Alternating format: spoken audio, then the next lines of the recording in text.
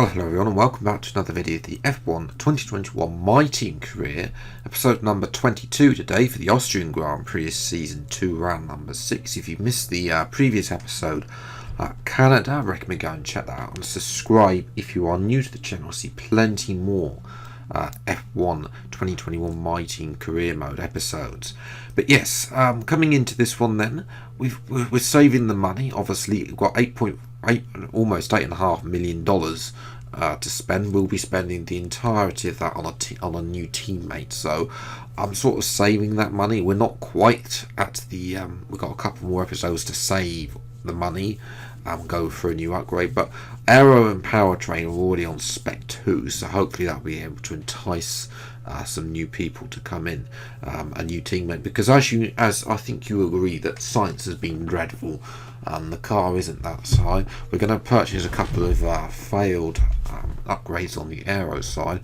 Unfortunately, that means we can't purchase any new upgrades on that side. So we'll go and switch to the Sashi, where we're going to have, they're also full out as well. So instead we're going to look at an engine power upgrade. It's only a minor one, but it is an engine power upgrade. That's going to come in for Austria as well. Hopefully we've actually full out on the aero side, and then also we're going to put a couple of we got a load of discounts on these minor Sashi upgrades, so we might as well just put them on. Hopefully it will help us in the second half of the season. But yes, I did mention in the last episode that there was a driver update between the previous episode and this episode, so we got it. Here are the updated driver standings. My favourite is Leclerc. He's got good focus and a good rating, so that's if we can afford him, though. We've got to earn 5 million in 2 episodes. Norris as well is somebody as well. Sainz, his focus isn't that great. I haven't been able to boost his focus at all. There are others that are available, but again, it seems to go up as well. And looks like also it's going to be a wet to dry race. I'll show you the R&D tree. We actually have jumped quite a long way. We've just overtaken Aston Martin and AlphaTauri now. So the car is no longer, well, it's in the midfield now, isn't it? Obviously Red Bull, McLaren and Mercedes are in a league of their own, but Alpine, Ferrari are not too far away. We can catch ahead of them, and then we can start chipping away at the front three as well. So we go as they start to what's the word? Max out on their parts. We can then catch them up as we go into the latter half of this season. But yes, interesting to see how we can get on in the car. We'll see how we can do obviously in the wet and in the dry. The dry performance, I'll be interested to see how we do. Remember, we got into Q3 at Austria here on last year, but that was of course with the Renault engine. Ferrari engine has actually gone a stage back in this career mode. So obviously Ferrari are making upgrades to that engine, but it's still not the one. It's actually one of the slowest on the grids, which is partly why Alfa Romeo and Haas are a little bit further behind than where potentially they would be. Although Haas, to be fair, are far too close to Alfa Romeo compared to their real life performance. But anyway, moving to qualifying, and I can tell you now that you might remember back to Monday's driver career mode episode that I hinted that there might have been another mistake where I forgot to change the power unit over, and yes, you guessed it, it happened in my team. I forgot to do it for the second time on the same recording day in my team, and to fit all the parts that I needed that would probably go bust throughout the race would take 20 minutes, and it's only an 18-minute session, so we're just going to take a whole load of new parts, because I mean, why not? It means we'll be starting from the back, but it also means qualifying is effectively over. But I have loaded a wetter setup nevertheless, slightly wetter setup. It's not a complete wet setup, but I've just literally lowered hide the downforce a little bit, not a lot, as we got some crazy mixed up there. We'll just ignore that. I think that's just the simulation has had a little bit of Mick Schumacher knocked out in Q1. It's just not realistic there. Science as well, but that's to be expected because it's been dreadful so far this season. So yes, from the back of the grid, we'll see what we can do in the Austrian Grand Prix. It's time though for the race from the back of the grid. Good afternoon and welcome to Spielberg, and to a circuit that in one form or another has held every Austrian Grand Prix in the championship except the very first back in 1964. It was at this race that John Watson lost a bet and his beard when he took Team Penske's only F1 victory in 1976. If anything, the stakes are even higher today, with 25 points available for victory and a crucial advantage in the championship fight.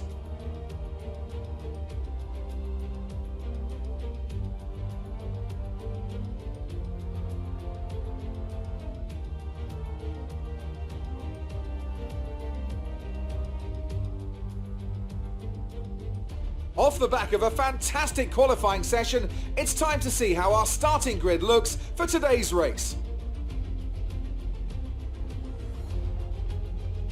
Valtteri Bottas lines up on pole position, edging out Max Verstappen, who'll start from P2. Considering the rest of the grid, we have Norris,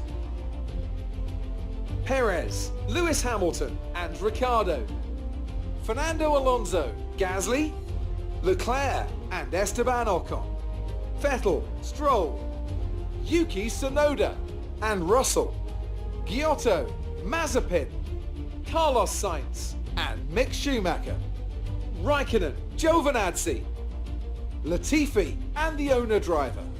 And with preparations almost complete, let's head down to the track. After the points finish last race, let's aim to keep the momentum going. So race strategy, well, let's be honest. We're going to start on inters. It doesn't not matter about the second inters because we won't be making that stop onto inters. It will probably be mediums, depending on how early the rain stops, basically. But anyway, 5 red lights for the Austrian Grand Prix, and away we go. And it's an okay start. It's better than the Alfa Romeo in front of us, of Giovinazzi, I think. That's a woeful start. Both Alfa Romeo, actually. They're going to dive down the inside of multiple cars.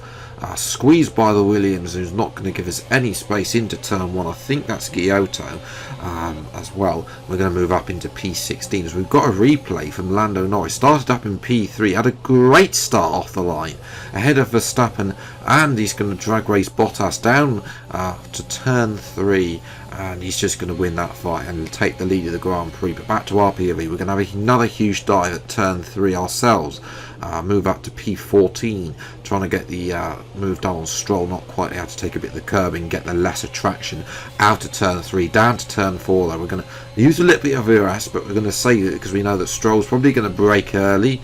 Indeed he does, and we're able to pull alongside, down the inside, and move up into P13. In actual fact, we forced our Stroll out. He's actually goes behind Giotto in the end. We'll get a replay now. So it was a long way. We were actually a long further back than I actually thought we were, but then Stroll just gets nervous at the exit and actually loses out to Giotto and Sainz. We take avoiding action. What is going on here? I think that's a couple of the Ferraris. Ricciardo thinks having a problem. They're trying to go 3 wide. Vettel is trying to get involved as we're going to dive it down the inside of both Ricciardo and Vettel up to turn 4. Try and take a bit of the curb and to give them both room. We're up into P10. That's a very nice move we've got as we move up into the points for the first time in this race as well. But yes, Vettel, I think Ricciardo might have an engine issue, which is why he's driving so slowly. And then I think the Red Bulls have contact from that one. So we watch with Sainz. Well, Vettel was going. I think that was Vettel going slowly from his contact with Ricciardo, but he's got no front wing. And why didn't he not just then come in the pits then?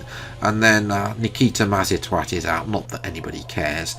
So he is out of the race at the final corner and becomes the first retiree. He did make contact with Schumacher. He might be doing that thing that the AI do on this year's game, where they make contact and they decide that they've had enough and retire, is Perez is now past Hamilton there, down to turn 4, so they're having a bit. That's allowing Verstappen as well, while those two are squabbling, to get away. But this is the back of the queue that we've caught up. We've dropped Tsunoda and Ricciardo, who's fallen behind Tsunoda in those laps, the intervening laps. We're now having a look at the Ferraris, who have fallen asleep. Gasly going to dart down the inside of the Frenchman, who won last time out, of course, spoiler if you didn't see the previous episode, and move up into P9. But now we're going to do the same move at the same corner on his teammate Charles Leclerc, the man we may attempt to sign in a couple of races time. Move up into P8. Ocon and the two Alpines flying very highly, of course, though they are, of course, ahead of the RD. And Sainz, this is Sainz on lap 9, he's in again, so he's made another stop. Sainz is having an absolute howler in this race, and just showing why he should be fired from our team, because it is clearly not working out. Ocon is next. He's going to try and squeeze us to the inside, but we're having absolutely none of it. We're going to force him out at turn 4 as well, and he's actually going to fall behind both Ferraris in the end because of that. And next, and we move to lap 12 now, we're now catching up to Alonso. We've dropped the two Ferraris who have fallen behind with their squabbling. DRS, by the way, we have had a DRS failure, but not that it matters in these conditions. We'll see if we can get it fixed in times for the dry period, which is now actually. But Sainz is in. That's a problematic, because he's a lap down. He's actually coming. Although the game set us to come in on separate laps, it's actually the same lap that we're coming in. So we're having to slow up Alonso coming into the pits, and try and make sure that we will get ahead of at least Perez, because Perez is was literally right behind Verstappen, and he will get stuck. But there's a little bit of a delay. It's not a great stop. 3.9. They haven't fixed the wing. Thank you so much. We've actually ghosted inside Verstappen, and in the end, Ricciardo is actually making. Well, because Norris was so far up the road, Ricciardo was actually jumped both Verstappen and myself in the pits. Hamilton has jumped Verstappen as well. So it's Norris from Bottas, then Hamilton and Verstappen, then completing the top order. However, don't panic just yet, but we've seen a problem at our end. We're looking into it. Okay, gap ahead is 6.3 seconds. It looks critical. Find somewhere to retire as soon as possible. We can't risk you carrying on with this race. Again, find somewhere safe to stop. We need you to retire.